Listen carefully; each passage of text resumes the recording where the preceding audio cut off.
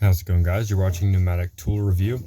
Just wanted to go over some of the things I got in a recent Home Depot tool haul. I got this mini bit ratchet. Something I've been wanting to get for a while. Just a mini bit ratchet. Originally, only 1/4 inch I had was this old Craftsman. I do like it because it does have thumb wheel, but it has a pretty low tooth count to it. Also, it was my grandfather's, and I really don't want to go reefing on this thing and break it. Not that I think I'm going to with a 1/4 inch, but still want to kind of take care of this guy. I did go out and get this one. This is just a Duralast. It was an impulse buy, but I got it because it was so thin. I'll go into this guy later. Really not my favorite ratchet. But I got this guy, which you can see, not necessarily thinner as far as this way, but the head size way smaller. And I did run into some situations where I did need the depth this way to be a lot smaller. And I think this guy's going to work out really well. And when you're, I don't know about you guys, but when I'm using a ratchet, once I break it loose, I'm kind of holding it between my fingers here, pinching it, and I'm just powering that guy loose. That's where this hole in this Klein is really nice, because it's that same natural position where you're just kind of, flipping it back and forth, just powering that fastener loose. And then it does have the thumb wheel. When it gets super loose, you can just take it the rest of the way off. So for little fasteners, like thing I did recently, I had to replace a radiator on Jeep Liberty, and there were some spots where I had to get in the back, and I did not have a whole lot of space to get a tool down in there.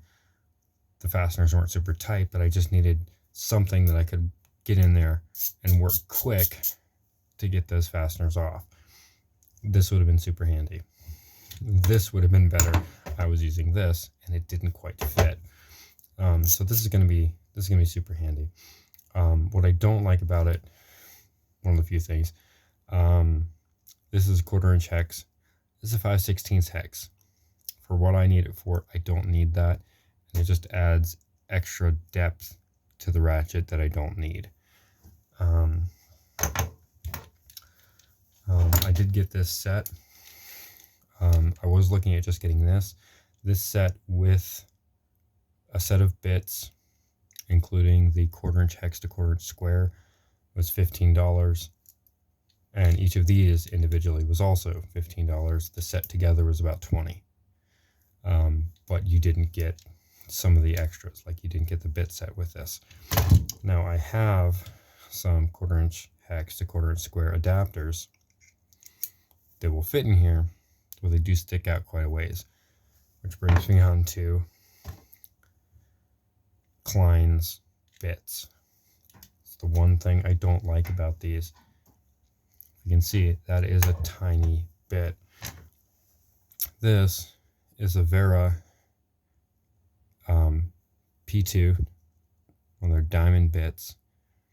It's a standard length bit. You line those up. These are what, like 30% smaller. Here's one of the KC Tool bits you get when you order from KC Tool, one of their bit of thanks bits. Same size. Put the Vera up next to it. That Vera and the KC Tool bit, same size. This is again like 30% smaller. Doesn't do anything for the functionality of the bit. And I love this bit carousel. It's nice, it's smooth, the retention's great. But what can't I do? I can't swap any of these bits out for my Vera bits. Can't put one of those KC Tool bits in there. Can't put any other bits in there. I have to use Klein bits. And the 1/4 inch hex to 1/4 inch square bit they have is the same way. It's super short. probably just going to end up taking this guy and cutting him down so he sits flush in there. But project for another day. Well, the reason I got this mainly was because I wanted to try out their adjustable length thing. Vera has a very similar adjustable screwdriver to this. And I just wanted to try it out and see if I liked it. And for, like I said, I was already planning on getting this for an extra $5. Get both of these. You know, I figured it was worth the money. Other than the bits, the only thing I don't like is this engages on the small notches here. And this first notch is really close to the notch here where it will engage in an impact, because this is impact rated. So if I just put it in there, that's it engaged in the impact notch. And so you have to move it forward just a little bit to actually engage in the real notch. As far as the wobble, it's pretty good for the type of screwdriver it is.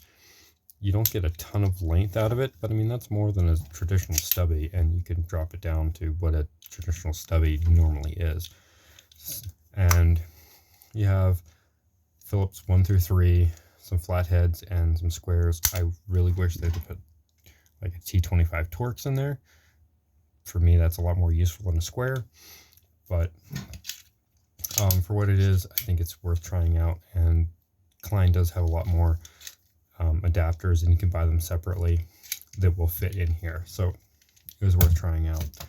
And on this guy, the other reason I wanted to get the set that had all of these is one of the other only like mini micro drivers I had was this Craftsman, and it's really, the bits aren't great. Can't remember which one of these flats it is. It's one of these. Can't remember which one. I think it's that one. You can't quite see, it's tiny, but the whatever they made these out of are not great, and I've bent them on some pretty small fasteners. This, I would not recommend this little Craftsman set. It's not the best. So I want to try out this Klein one. I'll go over it in some more detail in a later video. But yeah, so that's what I got: the bit ratchet, mini screwdriver, and the little adjustable stubby. I think they're worth a try. And yeah, just wanted to share that with you. Thanks for watching. Take care. Like, comment, and subscribe, and I'll see you guys in the next one. Thanks. Bye.